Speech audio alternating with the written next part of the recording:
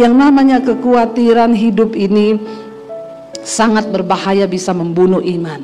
Tubuh lebih penting dari pakaian, hidup lebih penting dari makanan. Kalau kita menyadari pemahaman ini, tidak khawatir hidup kita. Saya tinggalkan keluarga saya dengan bercucuran air mata, saya menangis, Tuhan, ini pilihan terberat bagi saya. Kalau saya tinggalkan rumah, saya mau makan apa, saya mau hidup di mana? Bahkan ijazah pun tidak boleh dibawa. Jadi saya memulai hidup bersama Yesus bukan dari nol, dari min. Untuk bisa dapat makan di situ, supaya saya bisa tinggal gratis di rumah itu, ada satu rumah kos. Saya cuci baju anak-anak kos itu, saya nyapu, nyetrika, masak, ngepel, untuk bisa numpang tinggal dan numpang makan. Kalau ada uang anak kos masak, kalau enggak ya sudah puasa terpaksa. Mengalami. Jadi kalau ada orang bilang, Bu, hidup ini keras, saya mau tanya, seberapa keras hidupmu? Nggak usah alay lebay. Saya pernah mengalami, tidak ada uang 1 sen pun di tangan, nggak ada siapa-siapa yang saya bisa taruh harap untuk saya berharap pergi minta uang, pinjam uang, nggak pernah. Makanya Alkitab Yesus berkata benar, diberkatilah orang yang mengandalkan Tuhan, tapi terkutuklah orang yang mengandalkan manusia. Jangan andalkan manusia, hidupmu terkutuk loh, terkutuk kata Alkitab. Banyak orang Kristen tidak menyadari hidupnya di bawah kutukan. Kenapa? Karena dia hidup mengandalkan manusia. Andalkan orang tua, andalkan saudara ipar, andalkan siapa aja. Ada masalah dikit pinjam uang, utang kanan kiri. Makanya hidupmu terkutuk. Engkau tidak pernah mengandalkan Tuhan. Nah, salah satu penghambat untuk orang berbuah, tadi pagi kita sudah belajar, adalah ketika firman itu ditabur di tanah yang penuh semak duri. Salah satu semak duri itu adalah kekhawatiran yang menghimpit firman itu, sehingga firman itu tidak bisa bertumbuh, apalagi berbuah dalam hidup kita. Nah, bahaya kekhawatiran ini ternyata luar biasa, dan seringkali kita tidak menyadari, tetapi itu terjadi. Kenapa, saudara? Karena kita hidup di tengah dunia yang kelihatan mata, tapi Tuhan itu tidak terlihat mata. Makanya seringkali kita pintar ngomong firman, tapi pada dasarnya ketika kita disuruh mempraktikkan firman, percaya waktu kita belum melihat, rasanya sulit ya. Dan itulah sebabnya juga makanya banyak orang Kristen tidak mengalami mujizat Tuhan di dalam hidup mereka. Nah, hari ini saya pengen membahas tentang satu hal yang sangat luar biasa yang bisa membuat iman kita tidak bertumbuh, yaitu hal kekhawatiran. Mari kita baca bersama Injil Lukas pasal yang ke-12. Lukas 12 ayat 22. Yesus berkata kepada murid-muridnya, karena itu aku berkata kepadamu, janganlah khawatir akan hidupmu, akan apa yang hendak kamu makan, dan janganlah khawatir pula akan tubuhmu, akan apa yang hendak kamu pakai. Ternyata ada dua hal yang memang membuat orang itu khawatir, hanya masalah perut dan masalah pakaian. Semua itu masalah-masalah yang tidak ada nilainya sampai pada kekekalan. Kalau kita mau serius berpikir, yang bikin orang khawatir itu cuma dua hal, makanan dan pakaian, kata Yesus di sana ya. Jangan khawatir tentang itu. Sebab apa? Ayat 23 berkata apa? Sebab hidup itu lebih penting daripada makanan, dan tubuh ini lebih penting daripada pakaian. Apa artinya, saudara? Manusia hanya sibuk bekerja, mencari uang agar dapurnya ngebul, agar perutnya terisi. Tapi kita lupa, Alkitab berkata hidup itu lebih penting daripada makanan. Mana yang benar? Hidup untuk makan atau makan untuk hidup? Yang benar. Tapi ada sebagian orang itu hidup untuk. Nah, saudara bersyukur kalau berpikir bahwa hidup makan untuk, berarti kalau makan untuk hidup yang penting apanya? Hidupnya ya. Kita makan itu supaya kita hidup. Tujuannya makan itu agar kita hidup. Benar yang Yesus katakan, hidup itu lebih penting daripada makanan. Kalau kita sadari bukan makanan yang terpenting, tetapi hidupnya itu loh. Kita makan tempe, sambal, nasi, enak enggak? Kalau disertai dengan ucapan, makan steak yang harga 1 juta, di Jakarta ada steak 1.500.000 harganya, 2.600.000 ada, sampai 3.500.000 ada. Saya diajak orang makan, ibu pilih, saya lihat harganya. Suami saya colek saya, ndak usah milih, biar yang ngundang yang milihin. Nanti kita salah, lihat harganya aja mau kecekik. Saya tanya, ini kenapa bisa mahal begini ya? Konon bu, ini sapi-sapinya dipelihara khusus. Jadi sapi itu ndak stres. Dia makannya baik, dikasih vitamin. Jadi juga dagingnya itu enak. Ini sapi pilihan. Dalam hati saya, biar sapi dagingnya ndak stres, kalau yang makan stres. Iya ndak? Ya, buat apa sapi nggak stres, orang yang makan stres. Yang ada saya bayar jadi. Iya, jadi yang penting sapi yang stres atau orang yang stres? Nggak penting sapinya mau stres atau tidak, yang penting kitanya ini loh. Ya, daripada makan begitu bayar stres, saya pilih makan di pinggir jalan aja, bener nggak? Nggak stres. Ya, jadi saudara jangan salah ya. Yang paling penting itu hidupnya, bukan makannya. Ya, ada orang bilang, ya memang makan tempe sama sambal enak bu, tapi kan lebih enak kalau kita makan daging, ya di restoran tuh lebih enak lagi. Jadi bahagia mana, makan tempe sama sambal atau makan daging sama steak di restoran? Bahagia mana? Memang ada yang sudah ditakdirkan tempe sama sambal memang ya. Yang jawab ini memang sudah ditakdirkan, Anda harus makan tempe sama sambal. Iya. Jadi sebenarnya kan bukan soal makannya apa, tapi sebenarnya bagaimana soal kita nih bersyukur. Kayak kemarin saudara, saya tuh diundang ke Singapura ya.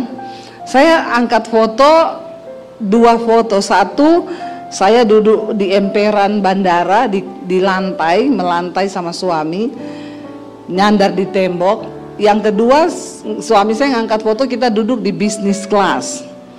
Jadi orang tuh semua pada bingung, loh Bu Debbie naiknya bisnis kelas kok duduknya di emperan di lantai. Saya bilang itu bukan pencitraan. Jadi ceritanya kita sampai di gate itu belum dibuka gate-nya, dan di situ ada si kursi tapi sudah penuh dengan umroh.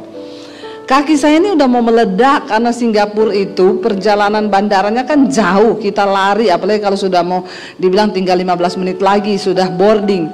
Kita lari jauh jalan, kaki saya itu udah kenyut sampai di situ nggak ada tempat duduk. Saya dan suami lihat, enak duduk di lantai ini.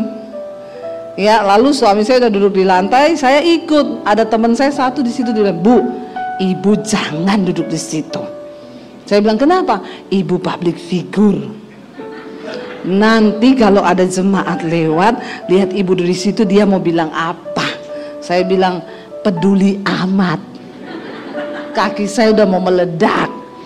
Biar orang bilang apa, saya mau duduk di situ. Jadi saya ikut suami saya duduk sambil selonjoran di lantai. Bener aja ada orang lewat, Ibu Debbie Basir ya. Saya bilang, iya Bu, Ibu saya mau minta foto ya. Tapi satu syaratnya, kalau Ibu mau minta foto sama saya, Ibu ikut ngemper sama saya di bawah. Karena saya nggak mau berdiri, kaki saya udah sakit. Oke Bu, jadi dia duduk di bawah. Nah persoalannya kan bukan kita duduk di bisnis kelas atau lagi ngemper di bawah. Ya, persoalannya hati kita nih ada ucapan syukur enggak? Sama dengan makanan. Ya, saya banyak melihat orang kaya makan di restoran mewah, sekali makan tuh bisa 5-6 juta. Itu kita punya gaji sebulan ya. Kalau orang yang kerja ya yang biasa-biasa. Tapi makan dengan makanan yang 5-6 juta sekali makan, tidak ada damai sejahtera, suami istri bertengkar, anak-anak bertengkar. Lebih baik kan makan tempe sambal tapi hidup dalam damai sejahtera tuh. Jadi saudara imani yang mana ini? Balik lagi tempe sama sambal. Memang orang Pasuruan ya. Nomor 1 tempe is the best memang ya.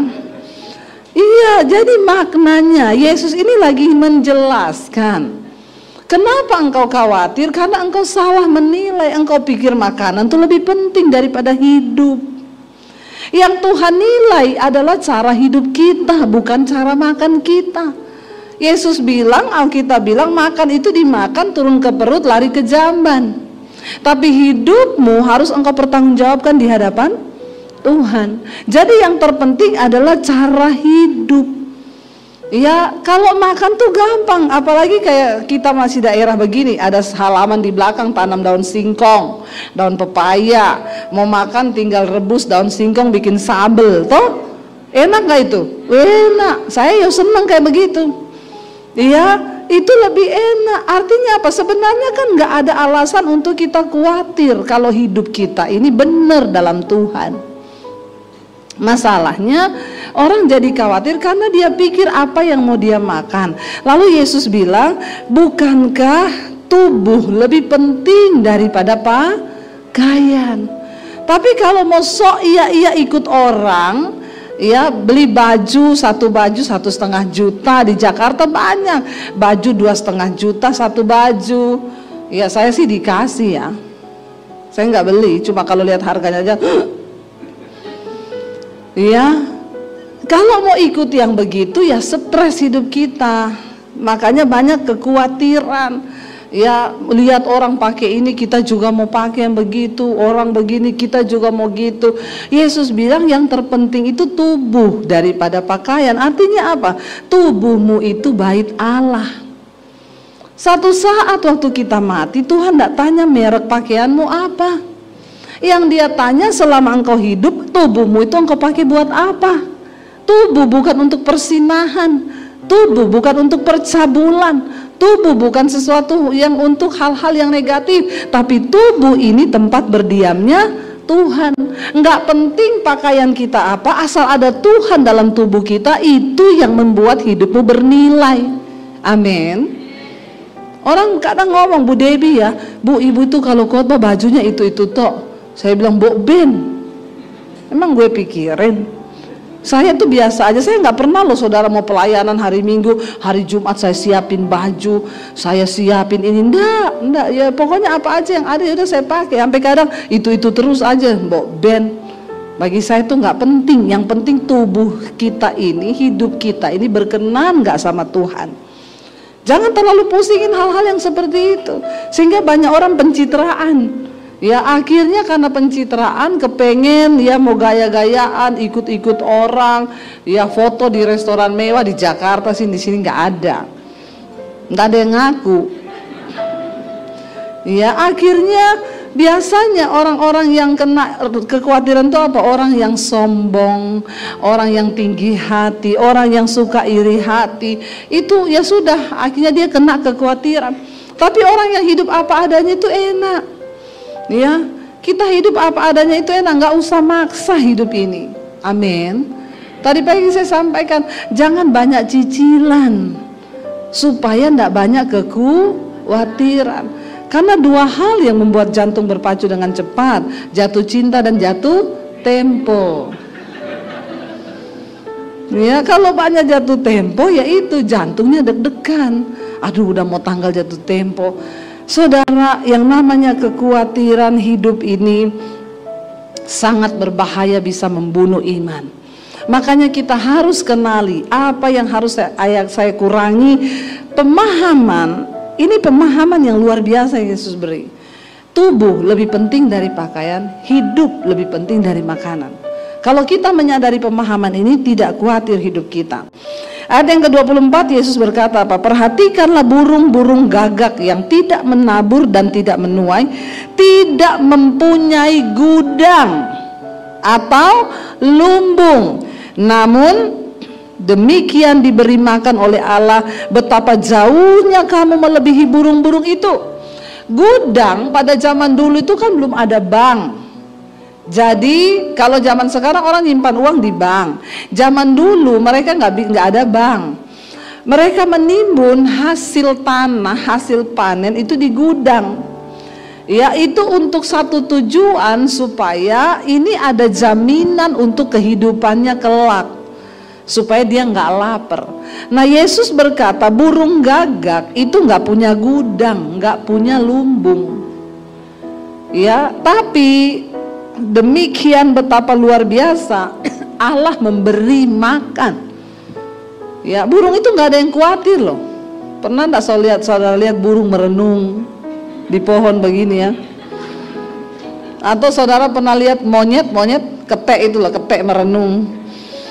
Ada sih fotonya ketek merenung, katanya gini, susah jadi manusia, mending jadi ketek.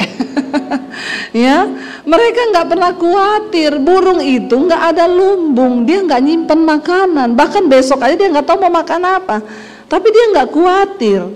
Tuhan suruh kita belajar dari burung yang tidak pernah khawatir. Ya, dia mau ada makanan, dia tahu pokoknya besok itu pasti dia makan. Ajaib ya, makanya saya tuh kalau lihat burung-burung terbang tuh, ini burung ya. Yes, kenapa Tuhan tuh suruh kita belajar dari burung? Ya, kalau pagi itu saya bangun di rumah suka lihat ada burung terbang dari pohon ke pohon. Ya, saya pikir dia tuh makan apa ya? Kok yo hidup loh. Makanya Alkitab mencatat, Yesus bilang belajar dari burung-burung itu. Betapa kamu itu jauh lebih bernilai di mata Tuhan daripada burung-burung itu. Asal kita mengerti makna hidup yang sesungguhnya, bahwa tubuh lebih penting dari makanan, tubuh lebih penting dari pakaian, hidup lebih penting daripada makanan. Ayat 25, siapakah di antara kamu yang karena kekhawatirannya dapat menambahkan sehasta pada jalan hidupnya? Siapa nih yang khawatir? Aduh, saya khawatir dulu bagaimana ya masa depanku, bagaimana tiba-tiba ting saldomu bertambah. Ada di sini yang karena khawatir terus kita dapat untung gitu? Enggak ada kan? Khawatir tidak menambah apa-apa, malah membawa sesuatu yang negatif dalam hidup kita. Saudara, kalau saya bicara ada orang tuh WA ke saya gini, Bu Debbie, saya tuh dengar khotbah ibu, mungkin dia dengarnya yang akhir-akhir ini kali. Saya banyak bersaksi tentang mujizat Tuhan. Dia kayaknya subscriber baru. Dia nggak ngikuti khotbah saya dari awal-awal bagaimana penderitaan saya. Saya dengar khotbah ibu tuh kayaknya enak banget ya, ibu ngalami mujizat begini ya Bu. Bu, saya cuma mau bilang sama ibu, hidup itu keras Bu. Di luar sana itu hidup itu pahit Bu. Saya balas, seberapa pahit hidupmu? Ceritakan sama saya. Ya, saya bukan pendeta yang hanya berkhotbah dan suruh jemaat percaya kepada Tuhan. Saya mengalami. Di antara Bapak Ibu di sini, siapa yang pernah hidup tanpa seorang pun dalam hidupmu, tanpa uang 1 sen pun? Coba angkat tangan. Ada di sini yang pernah hidup tanpa siapa-siapa dan tanpa uang 1 sen pun. Saudara nggak tahu mau ngapain? Coba angkat tangan. Saya mengalami ketika saya diusir dari keluarga saya. Ya, berapa banyak yang sudah dengar kesaksian saya? Yang belum dengar kemana aja? Tolong pulang subscribe channel YouTube saya, Debbie Basir TV. Jangan lupa komen dan share.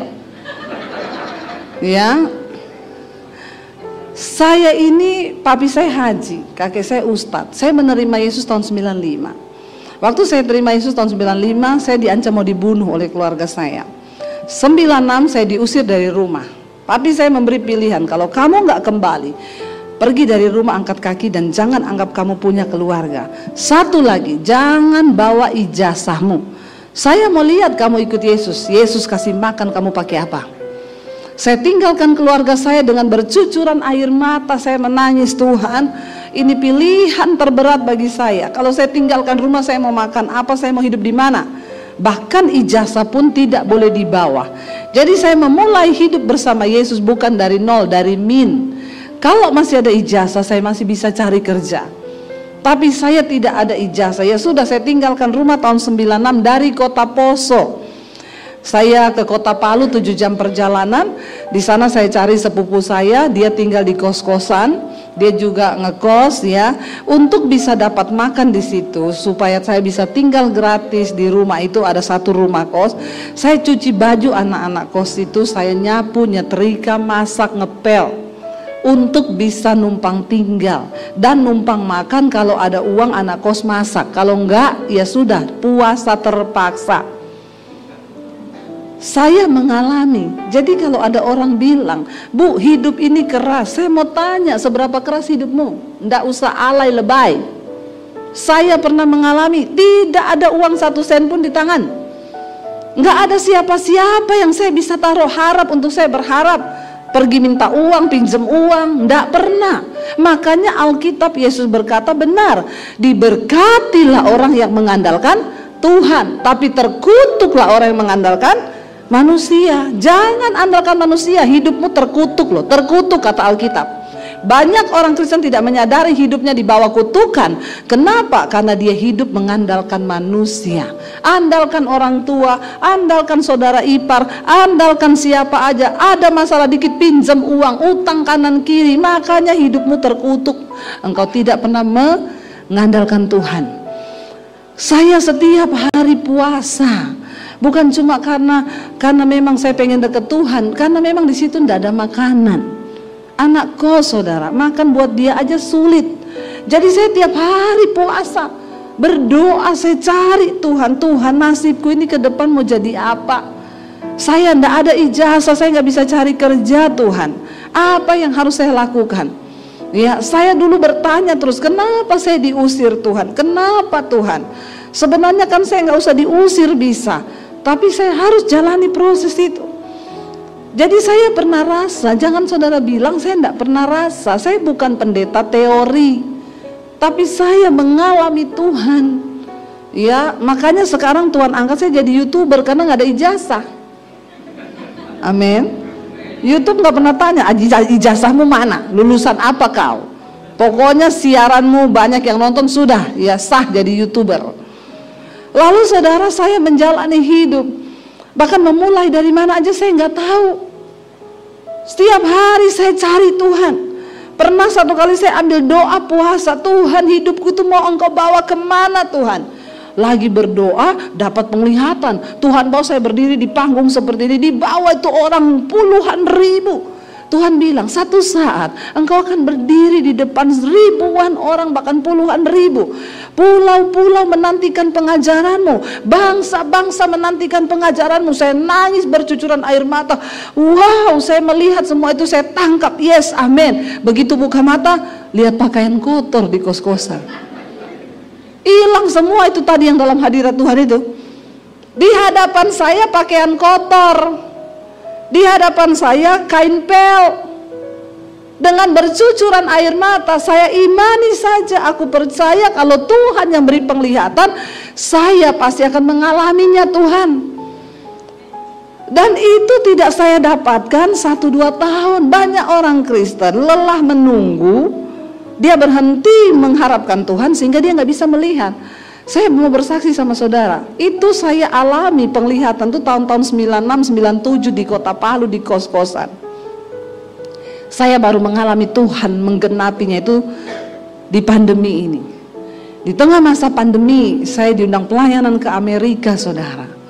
Ya, waktu bulan Desember kemarin saya baru pulang 5 minggu. Ya, pelayanan di New York, di New Jersey, Philadelphia, Colorado, Atlanta. Kami keliling, terbang ke beberapa negara di sana. Saya melihat Alkitab berkata, bangsa-bangsa, Tuhan ngomong waktu itu, menanti pengajaranmu. Pulau-pulau. Saya bisa datang ke Pasuruan ini jadwalnya sudah diminta 1 tahun yang lalu. Ya, tadi Bapak bilang, Bu, bulan-bulan dalam dekat ini tidak ada Pak, sudah penuh.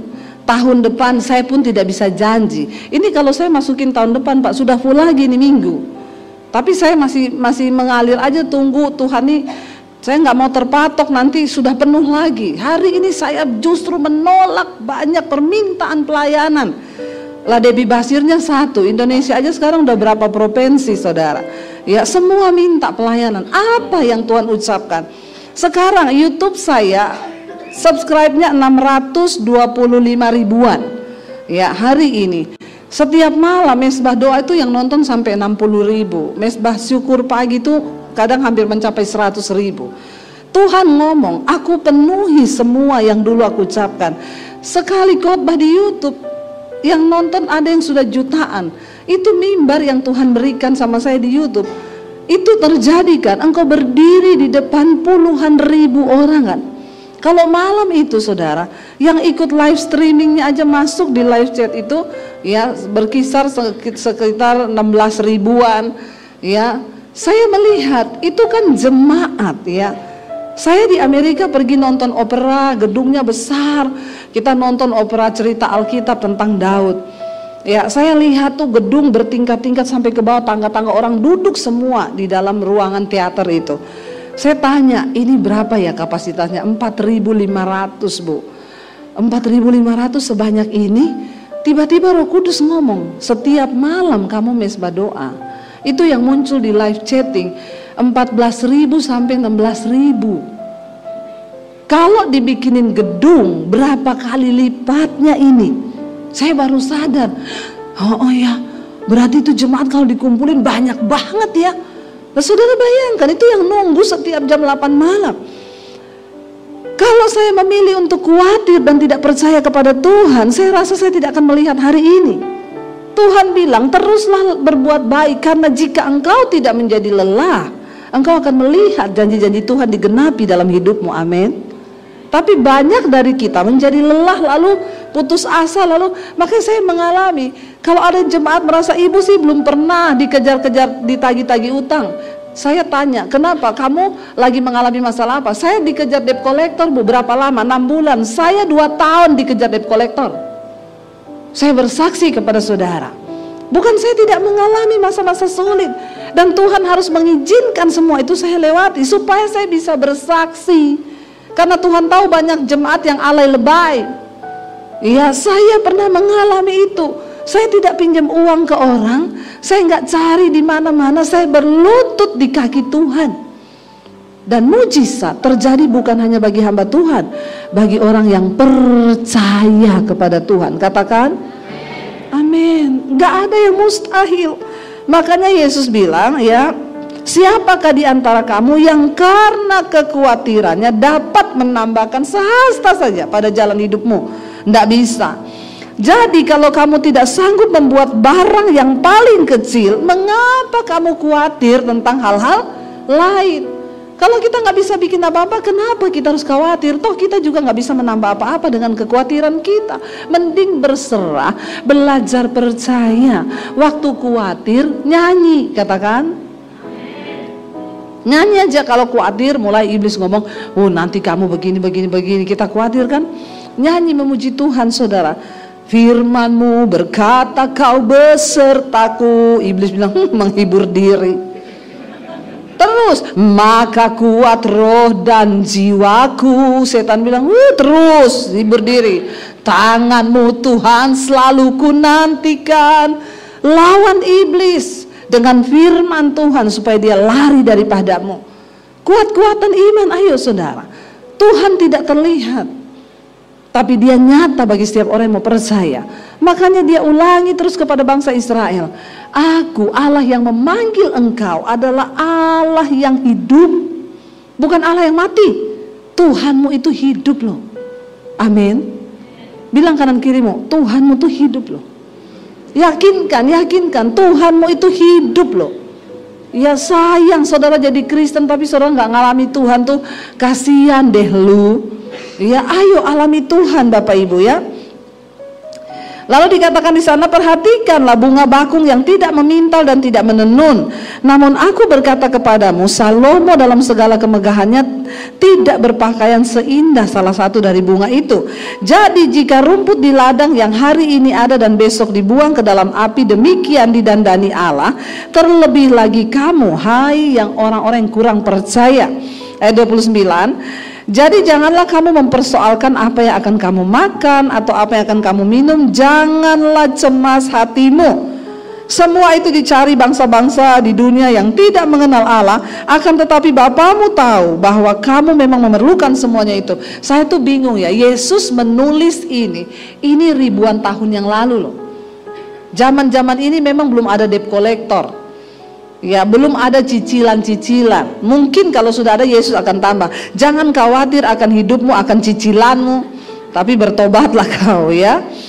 Mungkin saudara, ya bayangkan zaman ini tuh masih benar-benar peradaban manusia itu belum sehebat sekarang. Itu aja sudah ada yang Khawatir loh. Saya tuh bayangkan ya, zaman Yesus aja ternyata banyak orang yang sudah khawatir. Berarti memang kekhawatiran ini roh yang menghimpit manusia. Ya, Yesus berkata di sana, jangan kamu persoalkan apa yang kamu makan, minum, jangan cemas.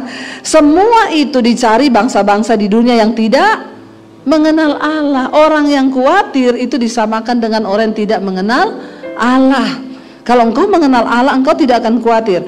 Akan tetapi Bapamu tahu bahwa kamu memang memerlukan semuanya itu. Bapa kita, Bapa yang tahu. Tetapi ini kuncinya supaya kita tidak khawatir. Ayat 31 berkata apa? Tetapi carilah kerajaannya, maka semuanya itu akan ditambahkan juga kepadamu. Jadi yang terpenting di hidup ini cari kerajaan Allah. Apa itu kerajaan Allah? Roma 14 ayat 17. Kerajaan Allah itu bukan makanan, bukan minuman, tapi kebenaran, damai sejahtera, dan sukacita oleh Roh Kudus. Itu yang harus kita cari. Kejar kebenaran supaya hidupmu ada damai. Orang yang paling bahagia di dunia ini bukan orang kaya, tapi orang yang hidup di dalam kebenaran. Pasti ada damai sejahtera. Apa yang dicari manusia di dunia ini? Damai sejahtera, sukacita. Ya, buat apa orang kaya raya tapi nggak ada damai, nggak ada sukacita? Ya, tapi yang Yesus maksudkan, cari itu kebenaran, damai sejahtera, dan sukacita. Carilah kerajaannya, maka semuanya itu akan ditambahkan. Ayat 2:32 berkata, janganlah takut, hai kamu kawanan kecil, karena Bapamu telah berkenan memberikan kamu kerajaan itu. Kita sudah menerima kerajaan Allah itu, tapi kita mau nggak tinggal di dalamnya? Di dalam kebenaran, maka ada damai sejahtera dan sukacita. Itu pilihan ada di tanganmu. Ayat 33 Yesus itu berkata begini, saudara, jualah segala milikmu dan berikanlah sedekah. Buatlah bagimu pundi-pundi yang tidak dapat menjadi tua, suatu harta di sorga yang tidak akan habis, yang tidak dapat didekati pencuri, dan yang tidak dirusakkan ngengat. Kunci agar orang itu tidak khawatir, banyak-banyaklah menabur, bersedekah. Siapa di sini yang punya komitmen bersedekah? Angkat tangan coba yang suka bersedekah. Enggak ada, buka kolam baptisan. Kita baptis ulang rendam 20 menit ini. Biar buka mata langsung di rumah Bapa di sorga. Saudara, tidak semua berkat yang ada di tanganmu itu adalah milikmu. Di situ ada bagian orang miskin. Dan cara untuk engkau bisa mengalami pemeliharaan Tuhan, berkat keuangan, adalah dengan engkau menabur. Satu hal yang saya syukuri, saya ini bukan mau sombong, tapi saya belajar melakukan firman. Saya tahu kunci dari diberkati Tuhan itu menabur. Jadi kami ini hidup tidak berkelimpahan dari dulu, tapi pas-pas, selalu pas. Pas mau beli ini pas ada. Ya, uangnya itu pas. Ya. Tapi saya sering kali mengalami tinggal punya uang itu, ada orang datang pinjem uang. Tapi kita harus tepat memberi. Kalau saudara salah memberi, engkau tidak menuai. Lihat orang yang akan ditabur. Saya berapa kali mengalami itu. Tuhan suruh saya menabur. Waduh, dalam jumlah yang tidak sedikit. Padahal uang saya itu pas-pasan. Sampai saya kadang tanya, Tuhan, orang-orang kaya pada kemana tuh Tuhan? Kenapa engkau suruh saya yang menabur? Tapi Tuhan bilang taat. Saya pernah dulu tinggal punya uang 50.000 20 tahun yang lalu ketika kami menikah di Solo. Anak saya masih bayi. Besok susunya habis. Uang saya tinggal 50.000. Ada orang malam-malam datang pinjam 50.000.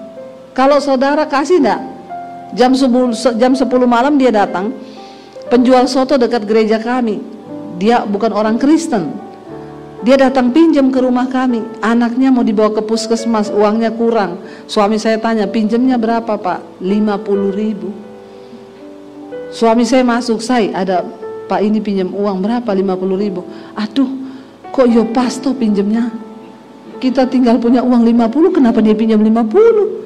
Bawa 25 biar bagi 2. Iya enggak saudara? Ya, suami saya bilang, aku terserah kamu. Kalau kamu bilang kasih, tak kasih. Terserah kamu, kan imanmu tuh yang lebih bisa nangkep. Wah, dia sudah bilang gitu, ini juga beban buat saya. Saya bilang iya, terus besok nggak ada mujizat. Dia salahin saya, tuh kan kamu salah perhitungan. Karena laki-laki itu kan selalu pakai logika. Saya bilang, bentar ya, saya tanya Tuhan, Tuhan ini dikasih apa enggak? Tiba-tiba ayat itu berbicara, kesusahan sehari cukup untuk sehari, besok itu ada kesusahannya sendiri. Aduh, berarti Tuhan suruh kasih nih. Saya bilang sama suami, udah kasih aja, dia lebih penting anaknya, kalau nggak ditolong mati loh. Kita ini besok anak nggak ada susu masih bisa lah dikasih air tajin, kasih gula sudah enak gitu. Lalu dikasih sama suami saya, ya sudah besok kita hidup, ya terserah aja lah bagaimana Tuhan. Ya benar, besok itu suami saya ada pelayanan. Saya nggak tahu, tiba-tiba tuh saya mau ikut. Saya bilang saya ikut ya, daripada di rumah nggak punya uang, melongo gigit jari, ya sudah ikut aja pelayanan, lumayan makan gratis. Lalu ketika saya lagi duduk di ruangan itu, ada pengusaha masuk, saudara. Memang orang bapak ini orang kaya di Solo. Waktu saya lihat dia, ada suara di hati yang bilang gini, nanti bapak itu akan memberkati kamu. Langsung saya tengking, dalam nama Yesus, dasar mata duitan. Begitu lihat orang kaya, langsung ada suara hati yang berkata, muka langsung berubah jadi celengan babi. Terkutuklah orang yang mengandalkan manusia. Saya tengking langsung tuh suara, tapi suara itu muncul terus. Lalu saya bilang ini, Tuhan, kalau memang ini dari Tuhan, pasti terjadi. Selesai ibadah makan-makan, sudah makan-makan, bapak itu nggak deket-deketin saya. Saya bilang berarti ini memang suara hati mata duitan, ndak usah digubris. Jangan datangi bapak itu terus bilang, Bapak, Tuhan berbicara. Bapak tatap mata saya, Tuhan bilang Bapak harus memberkati saya. Kan banyak kan yang begitu-begitu, bawa nama Tuhan berlu buat, lu buat-buat. Ya ndak usah berlu buat-buat ya. Saya tunggu aja saudara. Selesai semua doa penutup sudah pulang. Di tangga mau turun, saya salaman sama bapak itu. Dia pegang tangan saya, dia bilang, apa kabar kalian berdua? Baik pak. Tunggu. Tuhan suruh loh saya berkati kalian. Saya dalam hati, bener nih, Tuhan tuh bener. Sini duduk. Saya mau berdoa ya buat kalian. Berkatnya doa. Haleluya, puji Tuhan 12 kali. Doa juga berkat. Ya udah kita duduk didoakan sama dia gini bla bla bla. Habis itu ya sudah Pak, terima kasih, kami pulang dulu. Tunggu. Tuhan suruh loh saya, semua yang ada di dompet saya suruh kasih sama kalian. Beneran Pak? Terus Bapak pulang naik apa? Ongkosnya kalau Bapak kasih semua sama saya bawa sopir. Kalau nggak ada saya pinjemin 50.000 Pak. Dia ambil dompetnya saudara. Saya ingat waktu itu 750.000. 20 tahun yang lalu saya pinjemin bapaknya itu 50.000 kan, yang tukang soto. Bapak itu ngasih saya zaman itu 750.000. Ini ya Bu, semua yang di dompet saya Tuhan suruh kasih. Waduh, puji Tuhan, terima kasih ya Pak. Ini jangan ditolak. Terima kasih sama Tuhan, jangan sama saya. Oh iya. Sudah mau pulang, tunggu. Nggak tahu nih Tuhan suruh saya. Ada nomor rekening BCA nggak? Saya bilang ada Pak. Berapa? Lupa Pak. Rekening jangan dilupa saudara, tolong dihafal supaya jangan terhalang berkatmu. Waktu itu saya lupa, sekarang hafal saya Pak. 78503402447 Debbie Basir BCA. Ya dulu lupa saya. Dia bilang wah lupa ya. Ya udah besok pagi aja ya kirim. Tapi kan kita percaya kalau itu berkat Tuhan, dia nggak berubah kan. Ya udah saya kirim. Jam 8 pagi dia bilang ya iya, tunggu jam 8. Jangan jam 5 sudah di WA.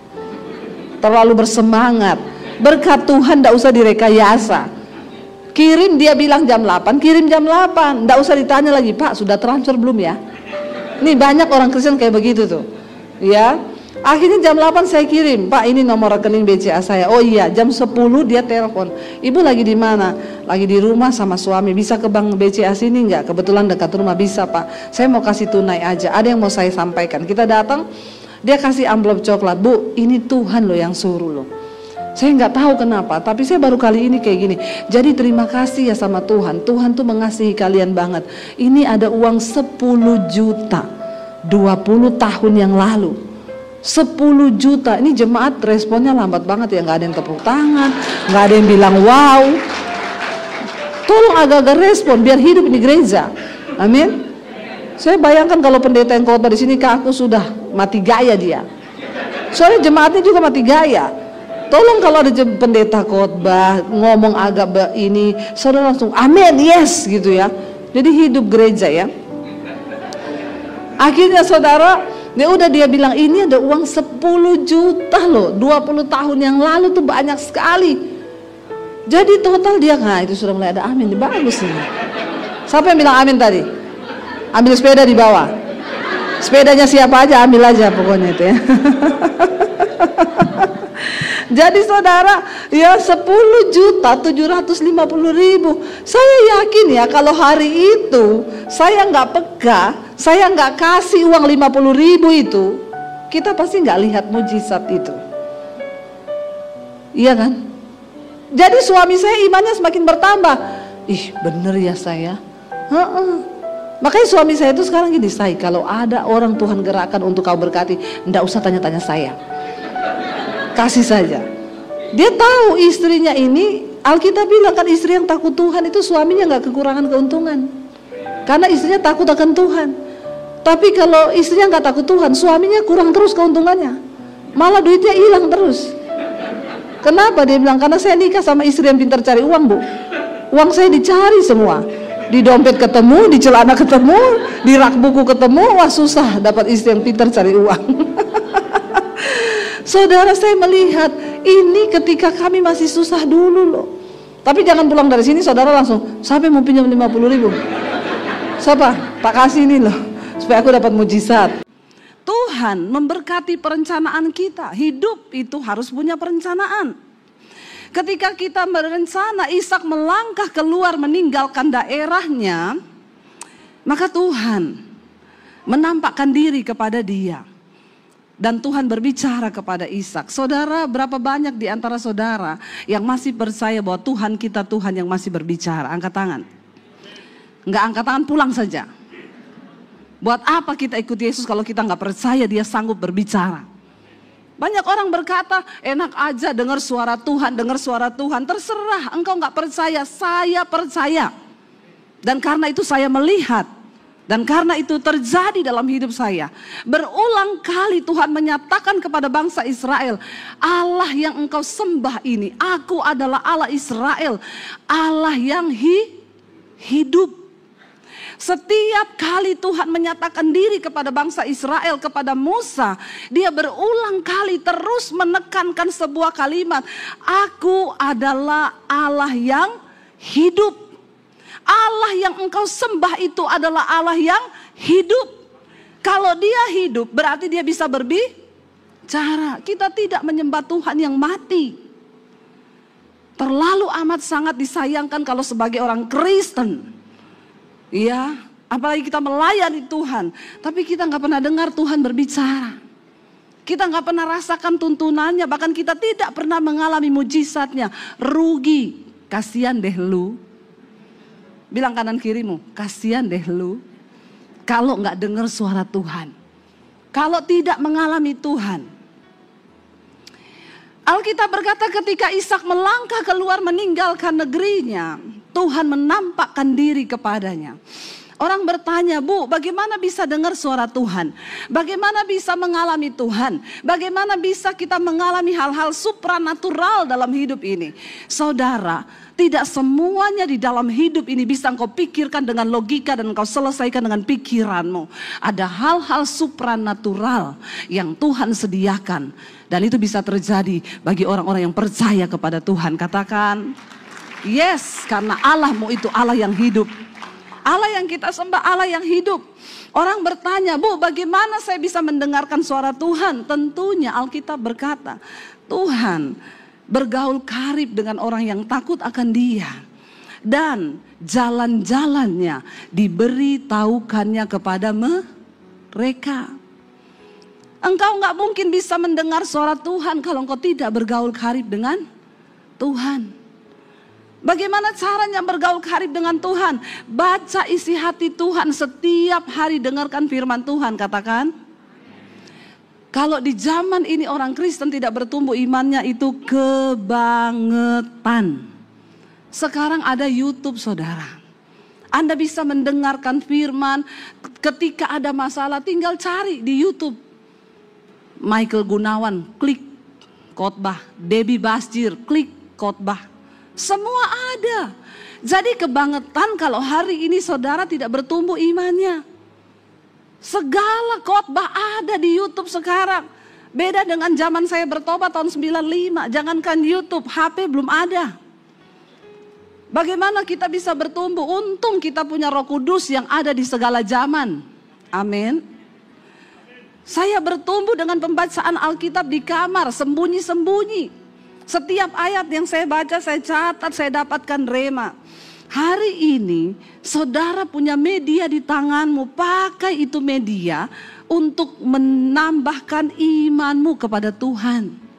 Tapi hati-hati, memang media ini bisa bikin kita semakin kudus bisa, tapi bisa bikin juga kita semakin rusak. Ya, hati-hati bapak-bapak. Saya berulang kali ngomong, saya mau cari khotbah di sini, saya ketik kaki Dian, saya search, yang muncul kakinya Dian. Kakinya Dian yang muncul, yang pakai stocking hitam, pakai stocking jaring-jaring. Nanti kaki Dian, kaki Susi. Ya, kaki-kaki semua di situ muncul. Sekarang tinggal kita nih, kita mau ketik yang kaki Dian atau kakinya Dian. Amin bapak-bapak. Kalau bapak-bapak kira-kira yang diklik apa? Ada ibu-ibu yang jawab kakinya Dian. Itu ibu suaminya mana ya? Kalau saya sedih sih ya jadi suaminya, itu berarti pengalaman pribadi itu. Iya, bisa menambah iman tapi bisa menjerumuskan iman. Sekarang semua itu kan tergantung respon kita, saudara. Sekali engkau ketik kakinya Dian, besok engkau ditawari kakinya Susi.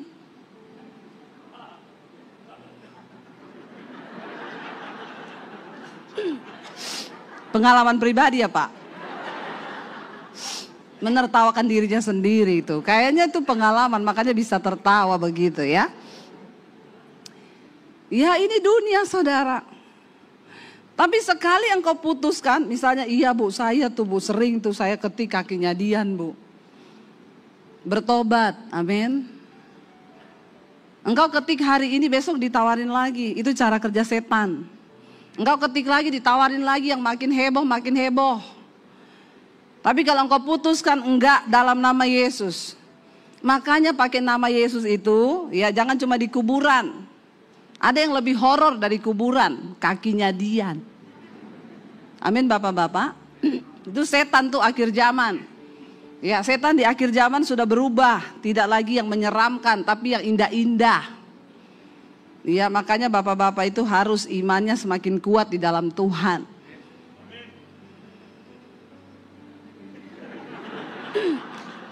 Yang tertawa kenceng, yang amin juga kenceng di situ. Berarti ada niat untuk imannya semakin bertumbuh, amin. Itu namanya orang yang baik. Habis itu dikasih saya angpau loh Pak. Iya saudara, iman kita harus bertumbuh supaya kita bisa mendengar suara Tuhan. Alkitab berkata Tuhan itu bergaul karib dengan orang yang takut akan Dia. Dan jalan-jalannya diberitahukan kepada mereka. Saya nggak pernah takut mendengar prediksi tentang 2023 tahun kegelapan. No, tidak ada ketakutan. Kenapa? Memang dunia akan berubah. Dan kalau memang masa kegelapan itu akan datang, saudara nggak bisa tengking. Bilang amin. Enak aja apa-apa main tengking, nggak bisa.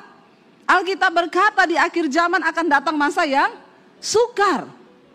Tetapi bagi orang-orang yang setia mencari Tuhan, selalu ada jalan baru yang bisa Tuhan bukakan bagi setiap kita yang mau setia kepada Dia. Di tahun baru ini, ayo mantapkan hati dan imanmu. Aku mau lebih sungguh-sungguh lagi di dalam Tuhan. Amin saudara. Ayo kita makin sungguh-sungguh kepada Tuhan. Ya, lalu Tuhan menampakkan diri kepada Ishak. Dia menyatakan kepadanya, jangan pergi ke Mesir. Pergi ke negeri yang akan aku tunjukkan kepadamu. Kita boleh punya perencanaan dengan semua kematangan, kita boleh punya rencana. Tetapi kalau Tuhan berkata jangan, maka jangan.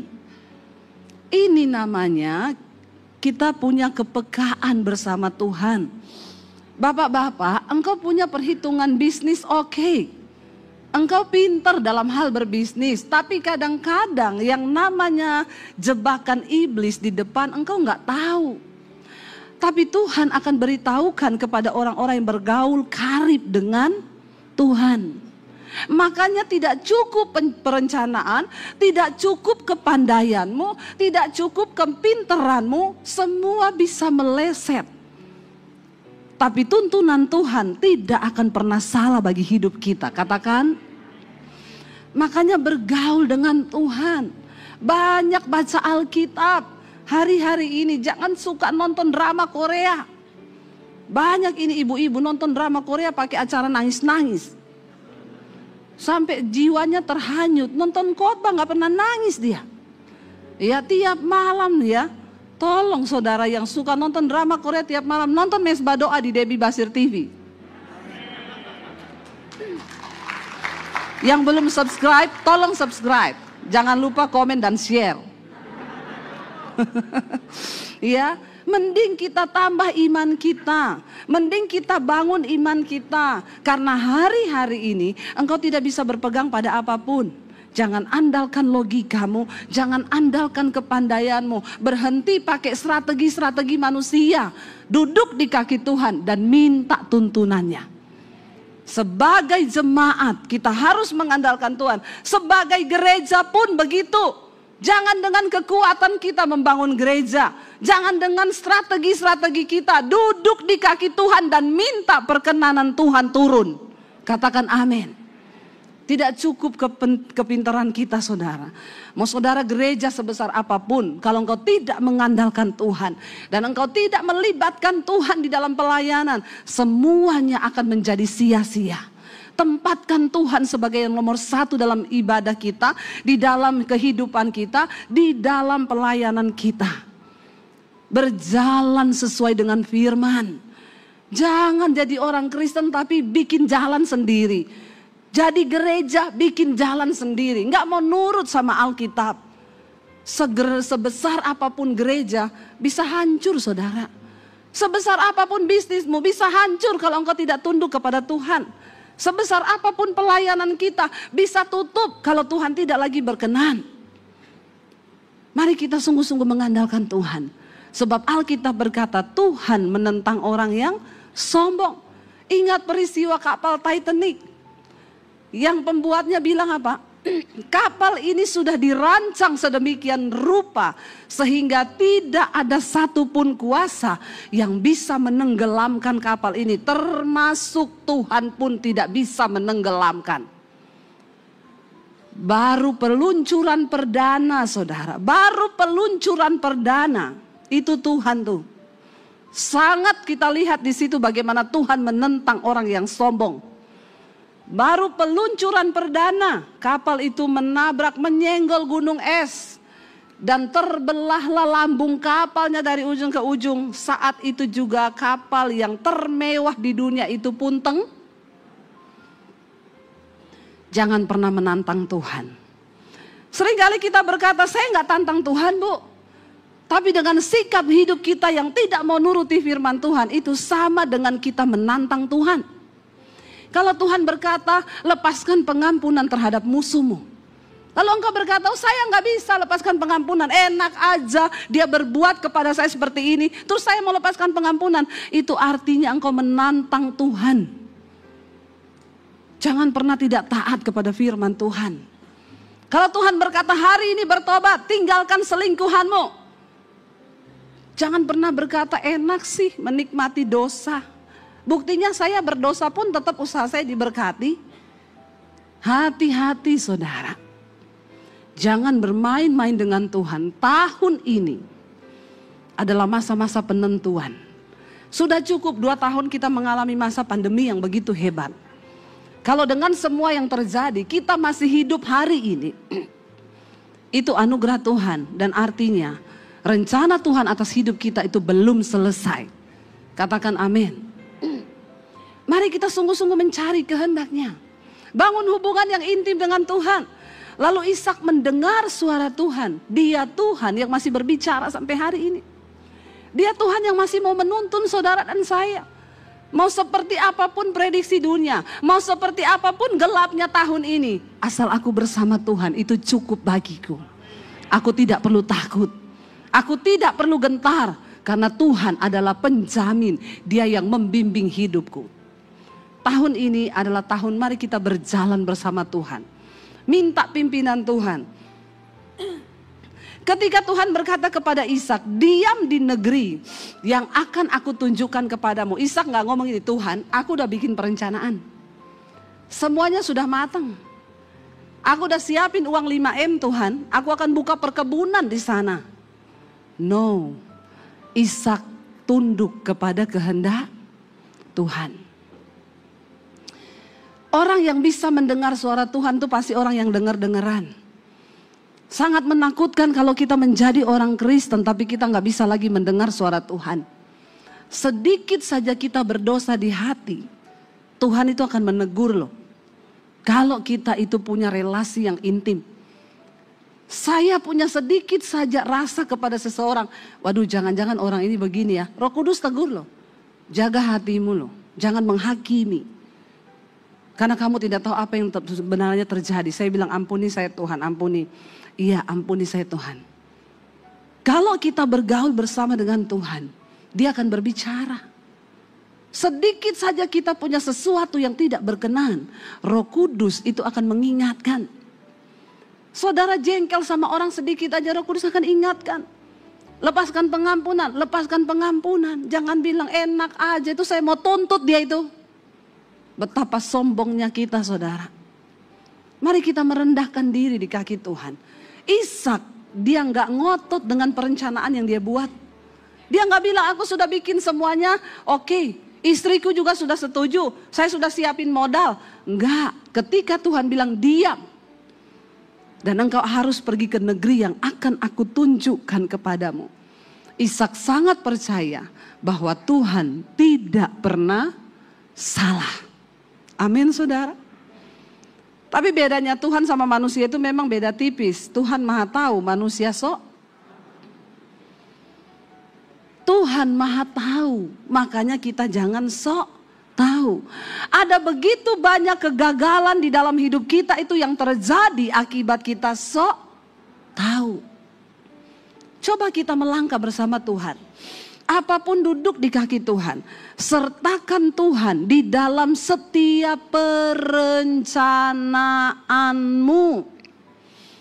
Ishak adalah orang yang bikin rencana, tapi bedanya dia menyertakan Tuhan di dalam setiap perencanaannya.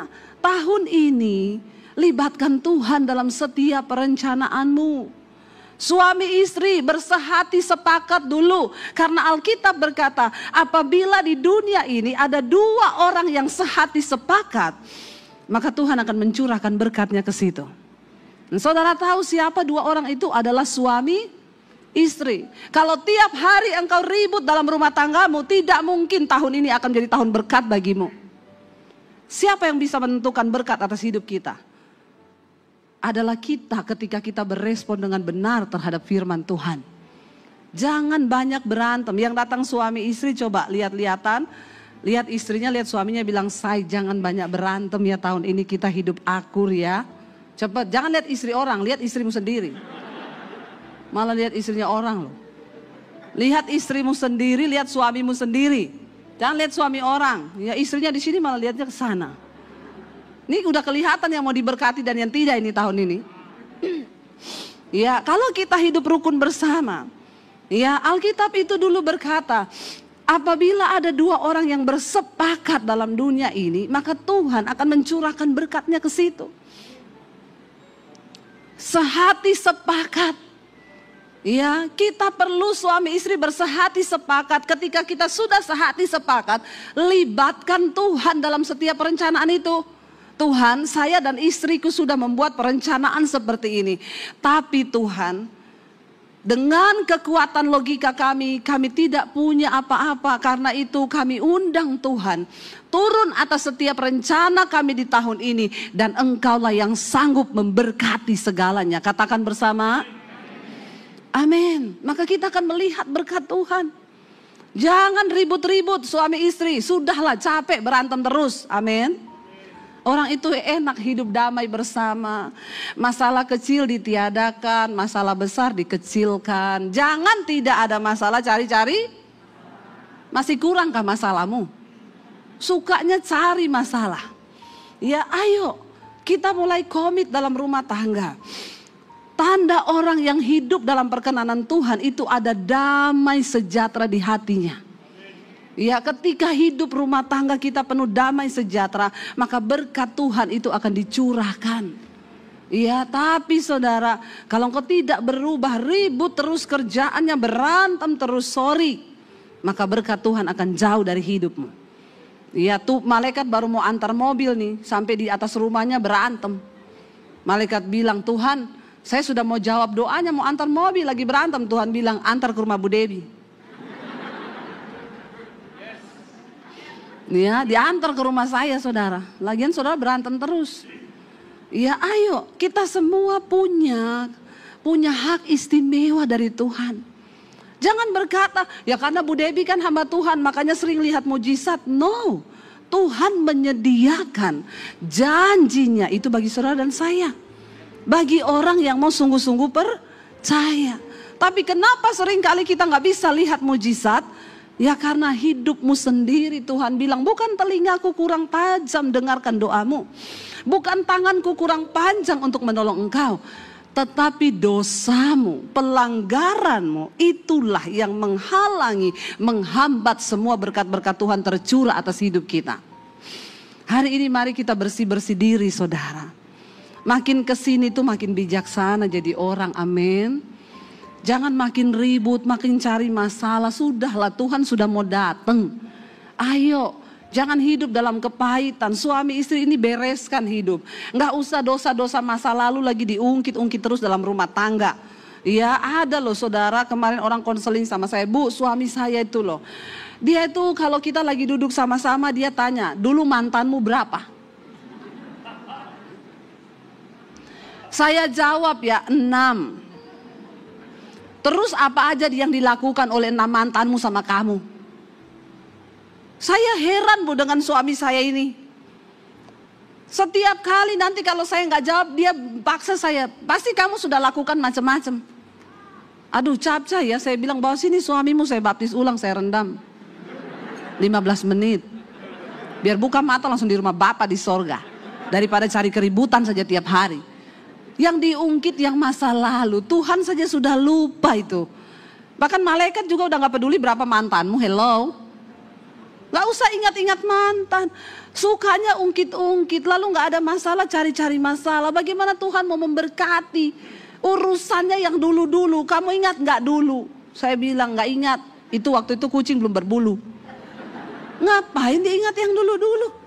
Ya saya bilang, ibu ajak aja suamimu konseling sama saya sini. Nggak mau ketemu pendeta, ya suruh ketemu dukun. Lah terus mau apa coba?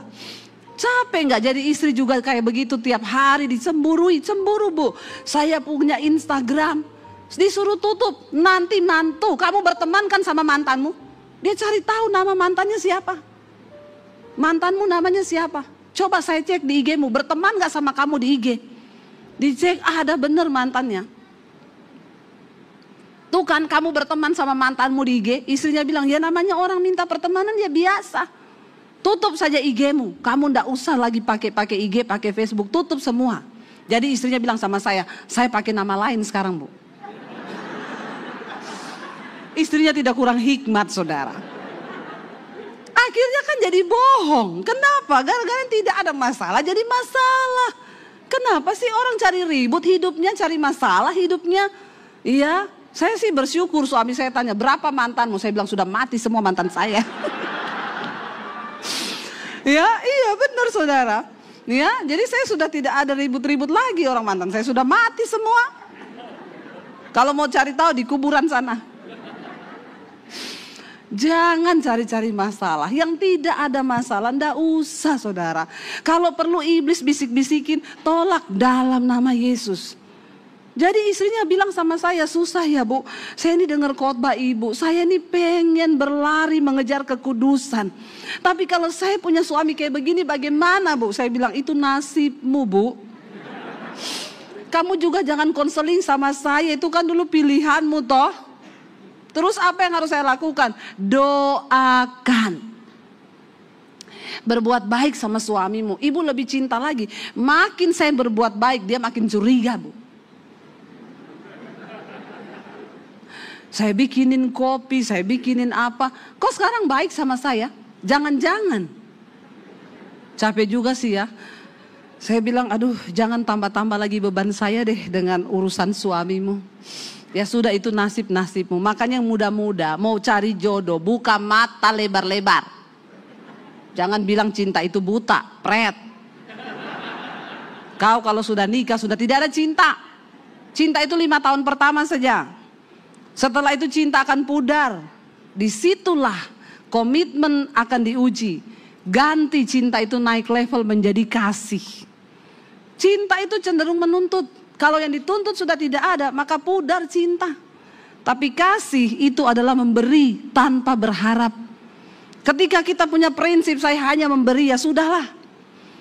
Saya mau dikasihi mau tidak. Kemarin ada ibu yang cerita sama saya, bu, saya ini menikah dengan, saya ini dari luar pulau. Saya nikah dengan suami saya itu orang Jawa.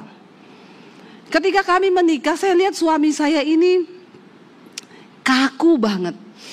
Itu orang tuanya ya bu, nggak pernah rangkulan, nggak pernah pegang tangan kalau jalan. Jadi saya stres pertama kali menikah dengan suami saya pikir saya ini dicintai atau tidak ya. Kenapa dia nggak pernah pegang tangan saya di mall? Dia nggak pernah rangkul saya.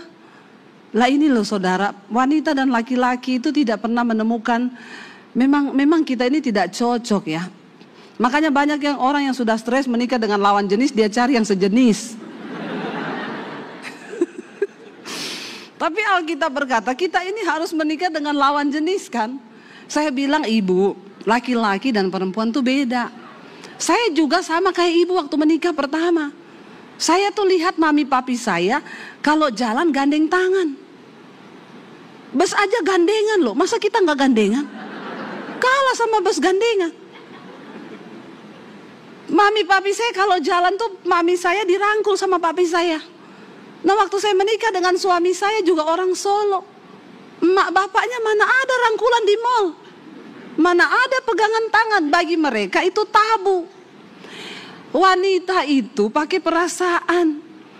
Dia pikir kalau dirangkul suaminya itu tanda cinta. Lah suami itu pakai logika. Makanya kita nggak pernah ketemu.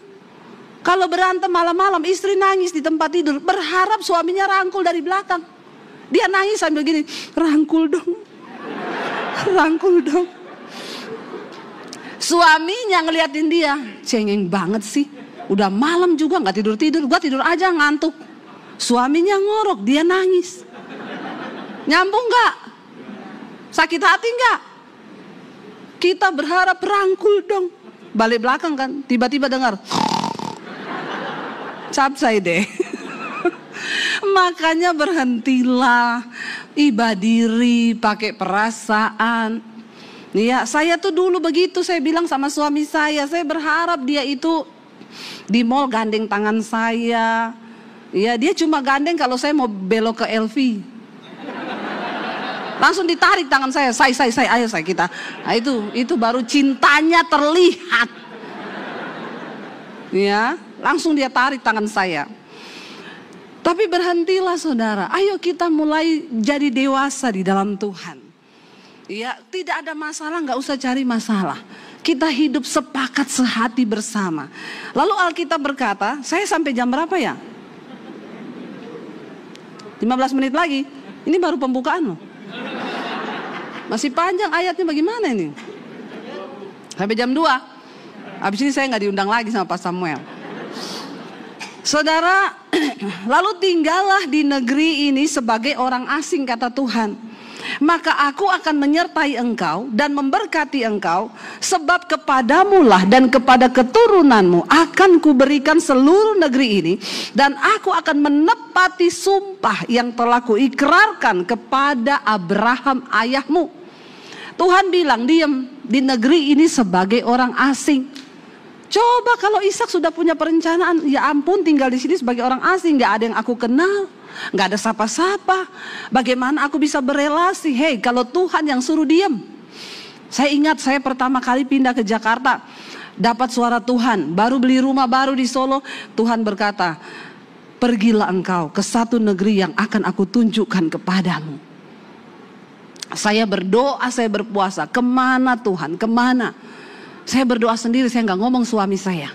Saya doa puasa, saya datang ke satu tempat, bercucuran air mata. Tuhan, saya baru beli rumah loh di Solo. Kenapa Tuhan suruh pergi lagi Tuhan? Kok aku ini ikut engkau tidak ada ketenangan Tuhan? Baru dari sini suruh pergi ke sini. Itulah iman, mengikut Tuhan tuh pakai iman. Saya diam, saya berdoa, saya puasa, saya nggak pernah cerita ke suami, tapi saya bilang, Tuhan, kalau ini rencanamu, engkau bicara juga kepada suamiku. Tiba-tiba lagi duduk-duduk malam, suami saya bilang ini, Say, kamu rasa nggak? Kayaknya Tuhan tuh mau bawa kita pindah ya dari Solo. Wih, seperti halilintar menyambar. Saya langsung, ya ini confirm dari Tuhan. Saya tanya sama dia, menurutmu Tuhan mau bawa kita kemana? Dia jawab, kayaknya ke Batam. Kenapa kamu bisa bilang Batam? Karena aku dulu sekolah Alkitab, sebenarnya waktu lulus mau ditempatkan di Batam, kata dia. Saya bilang tidak usah mematok Tuhan, kita berdoa kemana akan Tuhan bawa kita. Lalu kami mulai bergumul, jangan mutuskan apa-apa. Waktu Tuhan bicara, tangkap, berdoa, renungkan. Saya cuma berdoa berkata, oke Tuhan, kami mau mengikuti rencanamu, sekalipun kami sudah punya rumah. Jujur waktu Tuhan bilang itu ke saya langsung tolak loh, Tuhan no. Kenapa? Saya tidak punya uang 5 miliar di rekening. Anak saya sudah sekolah 3. Bagaimana saya bisa bawa mereka pindah ke kota lain? Saldo saya aja minta maaf. Tiap hari, maaf, saldo Anda tidak mencukupi. Terus bagaimana saya harus membawa anak saya pindah? Makanya orang dunia kan sekarang berkata gini, bagi perempuan-perempuan engkau harus bijaksana. Kalau ada cowok dekati engkau, bilang sama dia, kamu harus sering-sering baca itu gerbang tol. Apa itu? Pastikan saldo Anda cukup. Ya, tapi kalau kita mau memulai bersama Tuhan, enggak bisa begitu. Saya nikah dengan suami saya nggak punya uang, karena kami sering lihat pom bensin. Setiap kali isi bensin, mulai dari nol ya mas. Kita selalu mulai dari nol. Bukan pastikan saldo Anda cukup. Itu tidak menjamin. Yang menjamin adalah penyertaan Tuhan, katakan. Saya bilang sama Tuhan, saya nggak punya uang cukup untuk bawa anak saya pindah. Tapi kalau Tuhan suruh ya terserah Tuhan. Akhirnya suami saya bilang begitu. Oke, kita pasrah ya sama Tuhan. Kami berdoa dan akhirnya kami dapat satu kata, Jakarta. Tuhan akan bawa kami ke Jakarta. Kami berdoa, Tuhan gini-gini, tanda demi tanda Tuhan genapi. Akhirnya kami pasrah dan semua terjadi saudara. Di Jakarta Tuhan bilang, berdiamlah di sini sebagai orang asing. Saya punya beberapa link di Jakarta, teman-teman pelayanan di gereja. Saya WA, saya SMS, saya ada di Jakarta, kalau ada link pelayanan tolong dong kenalin kami. Semua ndak ada yang balas. Telepon yang Anda tuju sedang melarikan diri. Kalau kita susah, semua orang tuh sembunyi. Giliran saya begini ketemu, Bu, ingat aku enggak, Bu? Siapa ya? Yang dulu tuh loh, waktu ibu masih susah, pret. Biasa begitu. Jadi jangan berharap pada manusia. Taruh imanmu kepada Tuhan. Semua link di Jakarta Tuhan tutup. Saya tahu itu Tuhan yang tutup. Nggak ada yang menjawab, nggak ada yang buka link bagi kami. Supaya apa? Disitulah kami menaruh iman harapan hanya benar-benar kepada Tuhan. Menjadi orang asing di situ gampang nggak? Nggak gampang. Orang asing artinya tidak ada kenalan, nggak ada teman. Bagaimana seseorang bisa menjadi orang yang sukses di satu tempat yang nggak ada link? Hello? Tapi bersama Tuhan nggak ada yang mustahil. Karena waktunya sudah hampir habis, kita singkat saja. Singkat cerita, Ishak itu disuruh Tuhan menabur. Di tempat yang kering, kelaparan terjadi, Tuhan bilang menaburlah. Dia nggak peduli dengan keadaan, dia nggak peduli dengan postur tanah yang lagi kering. Masa kelaparan terjadi di seluruh negeri. Tapi dia peduli dengan apa yang Tuhan suruh. Menabur. Dengar baik-baik. Kalau saudara mau diberkati tahun ini, banyak-banyaklah tolong yang kencang suaranya. Banyak-banyak biasa aja keles. Gak usah emosi gitu, menabur.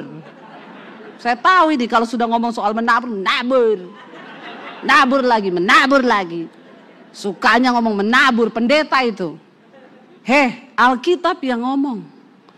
Barang siapa yang memberi, siapa yang menabur, dia yang akan menuai. Di tempat yang kering, tanahnya lagi tandus, pecah-pecah, Tuhan suruh tabur benih. Masuk akal nggak? Ikut Tuhan itu nggak masuk akal. Saya bersaksi, saya bersyukur. Kenapa Tuhan percayakan hari ini keuangan yang begitu luar biasa bagi kami, saudara? Waktu nggak punya uang, saya tuh sering tinggal punya uang itu. Lihat hamba Tuhan, Tuhan bilang tabur sama dia. Berapa Tuhan? Sekian. Saya tengking dalam nama Yesus. Ini pasti suara setan.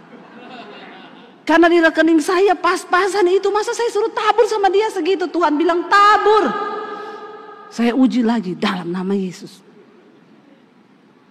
Tapi saya taat. Roh Kudus itu terus di hati ini loh.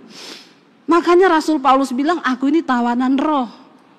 Saya praktekkan, saudara. Saya tabur saat itu. Lalu saya ngelus dada. Puas Tuhan. Saya nggak berani cerita ke suami saya. Karena laki-laki itu cenderung pakai logika kan. Dia pasti akan ngomong, kamu itu loh udah tahu uang pas-pasan, nabur lagi. Bapak-bapak, survei membuktikan ukuran otak laki-laki itu lebih kecil daripada ukuran otak perempuan. Tetapi bapak-bapak itu overload, otaknya diisi dengan semua pikiran. Anaknya masih mau kuliah 5 tahun, dia udah mikir dari sekarang. Padahal Alkitab berkata, kesusahan sehari cukup untuk, jangan kau pikir yang 5 tahun ke depan. Otak laki-laki itu lebih kecil daripada perempuan. Tetapi banyak yang overload karena laki-laki itu selalu pakai logika. Makanya survei membuktikan yang paling banyak kena stroke itu bapak-bapak. Perempuan itu ukuran otaknya gede, memorinya juga gede. Tapi karena jarang dipakai, makanya agak-agak longgar, saudara. Karena wanita tuh pakai perasaan, dia ada masalah, dia nangis, selesai sudah. Nggak perlu pikir. Itu wanita, dia nggak usah mikir. Dia curhat aja sama temennya ya, Cin, gue lagi ada masalah nih. Temennya jadi sudah males sih baca-baca WA-nya dia terus ya, curhat terus. Dia pikir cuma dia yang ada masalah. Dia ketik panjang gitu ya, temennya nggak baca, cuma dibalas, sabar say. Dia sudah plong, saudara, sudah plong dia, karena dia sudah curhat. Beda laki-laki itu kan nggak boleh curhat toh. Ada di sini yang suka curhat laki-laki? Berarti engkau setengah. Nih ya, saudara, ayo kita ya sungguh-sungguh mengandalkan Tuhan hari-hari ini. Karena tidak ada yang bisa kita andalkan.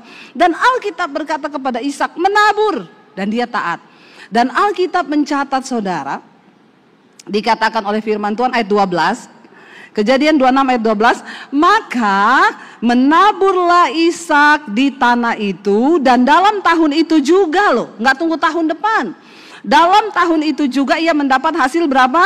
100 kali lipat. Sebab ia diberkati Tuhan. Dan orang itu menjadi kaya, bahkan kian lama kian kaya, sehingga ia menjadi sangat. Kenapa dia menjadi kaya, saudara? Alkitab nggak bilang begini. Maka menaburlah Ishak, tahun itu juga mendapat hasil 100 kali lipat. Sebab ia pintar.